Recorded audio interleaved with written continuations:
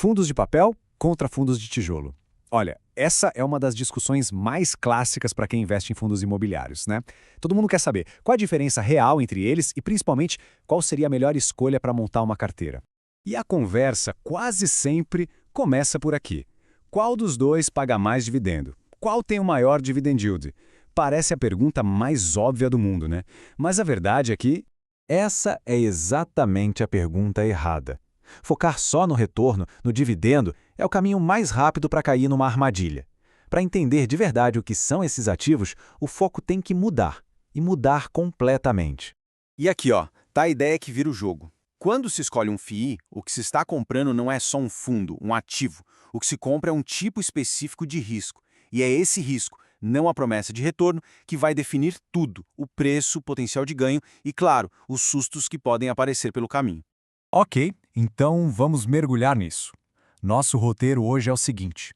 Primeiro, entender o risco como a base de tudo. Depois, a gente define o que é tijolo e o que é papel. Na sequência, vamos expor os perigos de cada um, ver como a economia afeta essa partida e, no final, fechar com um método que os especialistas usam para decidir. Vamos lá. Começando pelo fundamento. Qualquer investimento, qualquer um mesmo, é uma troca. A gente abre mão de dinheiro hoje, esperando receber um fluxo de caixa lá na frente. A pergunta de um especialista não é quanto isso vai render, e sim quão seguro é esse fluxo de caixa, o que pode fazer ele parar.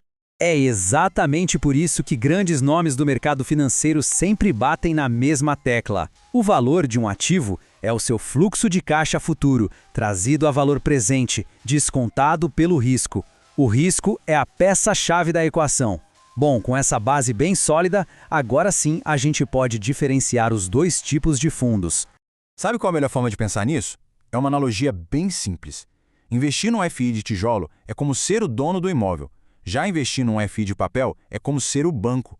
Vamos ver o que isso quer dizer na prática?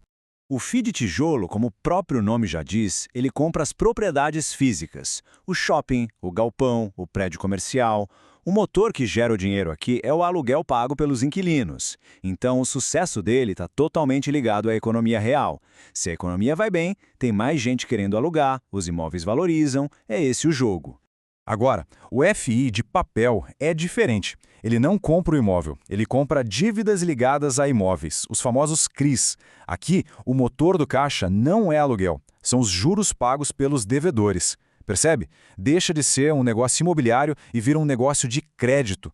A pergunta muda de será que o inquilino vai pagar o aluguel para será que o devedor vai pagar a dívida? Então, para resumir, o ponto crucial é este aqui, ó. Tijolo é sobre economia real, o imóvel físico, o contrato de aluguel. Papel é sobre o mundo do crédito, taxas de juros, estrutura financeira da dívida. São dois jogos completamente diferentes, com regras e, claro, com perigos bem distintos. Certo. Se são jogos diferentes, quais são os riscos que podem, de fato, quebrar o caixa de cada um deles? Vamos dar uma olhada agora naqueles perigos que muitas vezes ficam ali escondidos debaixo de um dividendo bem atraente. Nos fundos de tijolo, o grande pesadelo se chama vacância. É o imóvel ficar vazio, sem inquilino, e parar de gerar renda. Outros riscos importantes, ter o fundo concentrado em poucos inquilinos ou vários contratos vencendo ao mesmo tempo. E claro, os custos de manutenção, o famoso CAPEX, que pode comer uma boa parte do resultado. Já para os fundos de papel, o fantasma é outro, inadimplência. É o calote do devedor, simples assim. Além disso, tem o risco da garantia do empréstimo perder valor, de a dívida estar concentrada em poucos devedores ou da própria estrutura daquele crédito ser meio frágil, com pouca proteção para o investidor. E agora, olha que interessante, a principal armadilha de cada lado. No tijolo, o erro clássico é se sentir atraído por um fundo que parece barato, mas que na verdade tem imóveis de baixa qualidade, mal localizados, difíceis de alugar. É o famoso barato que sai caro. E no papel, a isca é o yield alto. Um dividendo muito acima da média geralmente não é um presente do mercado. Na maioria das vezes, é um prêmio por um risco de crédito bem maior. É a clássica cilada de comprar um crédito de segunda linha só porque o retorno parece gordo. E claro, esses riscos não existem num vácuo. Eles são aumentados ou diminuídos pelo cenário macroeconômico. Juros, inflação, crescimento do país, tudo isso muda completamente as regras do jogo para cada um desses fundos. E esse quadro aqui ilustra isso de uma forma brilhante. Repara na sensibilidade aos juros. Os dois são muito sensíveis, mas por motivos diferentes. No tijolo, os juros afetam o preço do ativo, o valor do imóvel. No papel, afeta o valor do título, a marcação a mercado.